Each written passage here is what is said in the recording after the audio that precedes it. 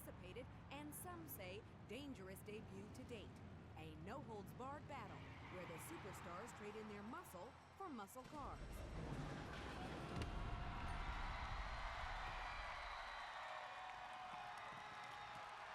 Buckle up, Teddy. Hello gamers, J104 here, and today I'm playing a game that morphs together two other types of games that I've covered before on the channel, that being wrestling games and driving games. What a wacky combination, you may be thinking, and of course, something so wacky, well, it has to be a WWE game. Now, much like Star Wars, WWE has had quite a lot of games. Now, unlike Star Wars, I don't know if all of them are good, and definitely almost none of them are great. But I'm sure most of you have heard of the current installment of the WWE game franchise, that being 2K Insert Game Year, which I haven't talked about before on the channel, but little factoid for you guys. I attempted to make a video on WWE 2K23 on the Legacy Story mode, but alas, other stuff popped up and I didn't get around to it. And maybe you've heard of WWE game series being the classic WWE SmackDown vs. Raw insert year. And maybe you're an even old head and you played SmackDown Here Comes the Pain, but I'm almost 100% sure no one has ever heard of this game because, well, I haven't and I am everyone. That being WWE Crush Hour, the wrestling / car combat game. And the only reason I know this game exists because, well, I was bored one night and decided to randomly go through random wrestlers' Wikipedia pages, and I got to Edge / Adam Copeland's Wikipedia page, and well, this was up in his other media category. So what is Crush Hour? Well, in the year 2003, WWE was taking over the TV screens of the universe, with ECW, the original, when it was its own franchise, and WCW being shuttered for the best part of 2 years at that point, and TNA only just starting up, and it hadn't had its big first invasion of ex-WWE talents like when Kurt Angle and others went over. The company, well, they were topping the charts, so much so that Mr. McMahon had taken over all the TVs and made every TV show but with wrestlers. So the WWE Network, but this version of it doesn't have Total Bellas, which is an upset. And also, just a little side note, for the purpose of this video, I will be using the Mr. McMahon pseudonym instead of Vince McMahon, because the thought of Vince McMahon taking over everything isn't something we really want to talk about. And at least as he always said, the character and the person, Mr. McMahon and Vince McMahon, are two separate people. And with everything that's come out lately, allegedly, some people may say that Mr. McMahon was the better person of the two. Allegedly. But I mean, pretty fucked up stuff. Anyways, as I said, Mr. McMahon had taken over the TV world, putting wrestlers in random shows like Kane had a cooking show, or Trish Stratus and Stacy Keibler on The Survivor. I can bet you can guess why they were chosen for The Survivor. But his next big idea was to do WWE, but with cars. So the next hit show was created, Crush Hour, taking some of your favourite wrestlers and putting them in cars as they fight for the Crush Hour Championship. And that's about it when it comes to the main story, but the game does have 2 game modes and a bunch of sub-game modes like different match types. Next up, however, is the Exhibition game mode, which is basically a free mode where you get to pick whatever match type, whatever map, and whatever wrestler you want to play as, and duke it out for a couple rounds of Crush Hour fun. And then there is the Season mode, which I am classing as the game story, because it's basically what it is, as you play as one wrestler that you pick at the start of the game and play through a set amount of matches, which if I'm remembering correctly is around 16-17, ending with the player taking on Mr. McMahon. First up is what I would class as the classic type of match, the one that you will be doing in between the more gimmicky matches. It's basically you and some other cars in a free-for-all trying to get to a certain number of kills before your enemies. Usually 3 or 5 or 10. The only change from this is on the map bottom line, which is an oil rig, and you can fall off the map into the ocean. And if you do so, you then lose one of your eliminations from your counter. And that level took about the most of my playtime. It took me forever to get the hang of it, mainly because I am bad. But anyways, Hell in the Cell is an interesting mode, not just because what the hell is Hell in the Cell, it should be Hell in a Cell. And secondly, there is no cell. It takes part in an Egyptian era 4th dynasty style temple. Why did I say 4th dynasty? It's because that's the only one I know of, because that's when they built the main pyramids. Apart from that, it's basically your normal match type with doors opening and closing to open different sections of the map at different times. There are 2 matches that host a star collectathon. The first one of these I encountered is called Lumberjack, which, as you may have guessed, takes part at a sawmill, where you need to be the first to collect 5 stars. Game ending the other wrestlers will remove one of their stars, but in return, if you are game ended, you will also lose a star. The other map was called Running the Gauntlet, and it was the same apart from the fact that it was like bottom line, where you could fall off the top of buildings, because there's a bunch of ramps connecting a bunch of high-rise buildings, and of course if you fell off you would lose a star. And also you needed to collect 10 stars on this map instead of 5. And well, because it's a bunch of buildings and there's only certain spots where you can jump between each building, wrestlers would just spawn camp stars. And I'm also bad, so as I was racing across the map to try to get the star, I would fall off as soon as the opponent would collect the star, which was infuriating. It was probably my favourite game mode, well, second favourite game mode to play within the season, but it was also just infuriating. But eventually I found the best spot to camp where you can get 3 or 4 stars and all the other wrestlers usually aren't near you. So that worked out when I figured that out. But before I did, I was in pain. Talking about pain, next up is Hardcore, which, given this game came out in 2003, I assume was based around the Hardcore Championship belt, which for you WWE fans who don't know, it's the late 90s / early 2000s version of the 24/7 Championship. Anyways, I don't actually have much to say about this game mode, as I didn't even know it had started when I won it, as in order to complete the game mode you need to pick up a belt and hold it for 30 seconds.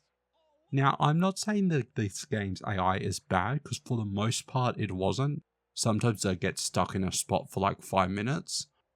But like, I didn't even know I picked up this belt, and I just drove around trying to blow people up, because I thought it was a normal elim match. And well, I just won out of nowhere. They weren't like extra aggressive towards me because I had the belt that I noticed. It just ended before I even knew it started. But anyways, next up after that quick game mode is a cage match. Now you may be thinking, Hell in the Cell was nothing like Hell in a Cell. How was a cage match going to be any different, and how could it work with cars? And all I have to say to that is it worked very well.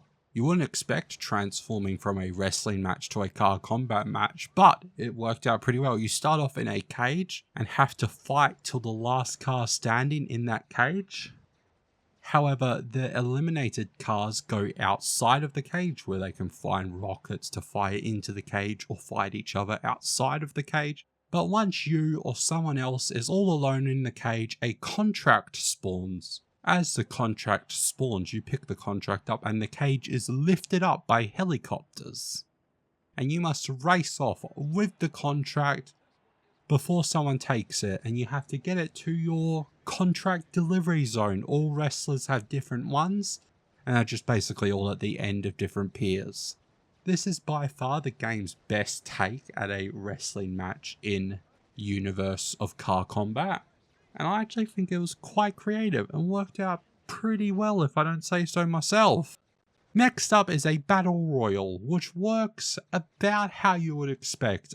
A bunch of cars start and you have to be the last one standing. You don't have to get the most kills, or you don't have to get a certain amount of kills. You just have to be the final car left alive on the map. It's like a battle royal if Darby Allin came up with it. Another click explanation that's pretty close to the real world counterpart, that being the Iron Man match. Instead of getting the most pins in an hour, it's whoever destroys the most opponent cars in 2 to 3 minutes, one of the two, I don't remember. I think they were starting to run out of ideas as we get another very simple one to go through, that being the Survivor Series tag match. However, instead of just pinning or taking out one opponent, you have to destroy both of their cars in order to win the game, but you can swap between yourself or your opponent basically whenever you like. Now this one I have a bit more to say about, but that may not be a good thing. Next up is the Royal Rumble. Now you may be wondering, is it basically the same as a battle royal? And you would be very wrong. The Royal Rumble takes place at a mining site with a lower and upper circle for a map where 2 crowns will spawn on the upper circle. And once they spawn, you have a certain amount of time to pick up the crowns or destroy someone and take their crown, as a timer starts to tick down, and of course everyone not holding a crown at the end of that timer gets destroyed, and then a bunch of new opponents come in to take their crowns. Then a bunch of new opponents appear and the crowns reset back to the exact same spot where they spawn at, and now you see where a problem may arise. So basically what I'll do every time is I'll pick up the crown, I'll do 2 laps around the upper ring. It would be over, no one would have been able to catch me during my laps to the upper ring. And then I would go down to the lower ring and pick up any health spawns if I needed any, go back up to the upper ring and park my car directly where I know the crown spawns, and as soon as it spawns I'd pick it up and just go do another loop of the ring. Now maybe I shouldn't have played it like this, I was making it too easy for myself, but at the same time, if you make it that easy for me to cheese the system, I'm gonna cheese the system. But anyways, the final event takes part in a bid to become the winner of the Crush Hour season. It is the King of the Ring, which is basically like you start the Royal Rumble in first spot, and you must survive till the very end. But you are only ever going up against one car at a time, which makes it a bit easier to do. At least I thought so as I was flying through it. After winning the Crush Hour Championship, Mr. McMahon seems less than pleased with the outcome as he shows up in his own armoured limousine, which you have to take out. It's basically the same as every other sort of 1v1 versus match mode, apart from his limousine has 2 lives. And once you destroy it the first time, it becomes a lot more aggressive in the second life. But after defeating Mr. McMahon, you are able to save the TV, as everyone returns to normal and all the wrestlers go back to wrestling and not cooking shows. Although I'm pretty sure in real life wrestlers still appear on like Survivor and probably Family Feud and maybe even cooking shows. Oh, and I also somehow forgot to mention this whole time, but I was playing the season mode as Stacy Keibler. Mainly because she has a very cool import as her car. It's like a Subaru sort of WRX looking kind of thing. And also I picked it because, you know, Stacy Keibler, come on. But the game does have a good choice of wrestlers. Some you need to unlock and others you start off with. And the game also has a pretty large selection, seen at around about 30, including all the unlockables. And it also has everyone you would want in a WWE game. In 2003, you got The Rock, Hogan, the Hardys, the Dudleys, Edge, Kurt Angle, and even more. But also it has some that maybe were cool in 2003, but maybe not as cool in 2024. That being the likes of Mr. McMahon, or the one WWE does not like to talk about, but he did have an awesome theme song. If you know, you know. It was Chris Benoit. But the game also did not have some wrestlers I sort of thought, given the year, would be there. Like a good friend of Chris Benoit, Mr. Lie, Cheat and Steal himself, Eddie Guerrero, was absent from the game. And I'm pretty sure he was in the company because I think he ran the US Championship around that time of the year. Or that year, sorry. And also, my favourite wrestler of all time was not in this game, Shawn Michaels. But maybe he hadn't returned yet, because I know he returned in 2003, so maybe he just wasn't there yet. So that one's okay, but Eddie should have really been in it. Come on, it's Eddie Guerrero.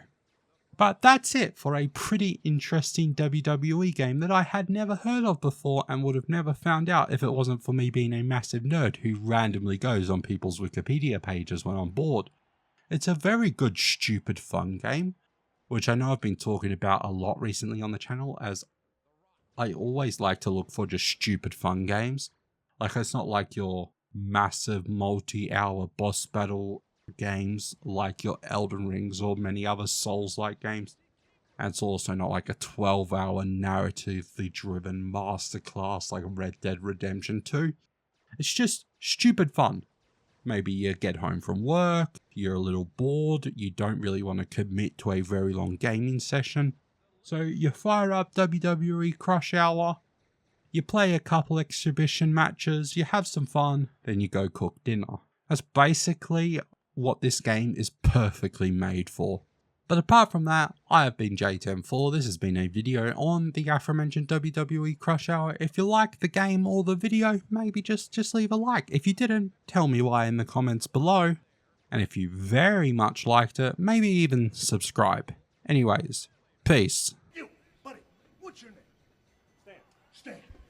Oh, see? I just kicked Stan. Calm down, Sean. Don't tell me to calm down. Nobody tells me that I don't know controversy. You gotta be kidding me. I'm not speaking to you. Tell me what I know and what I know.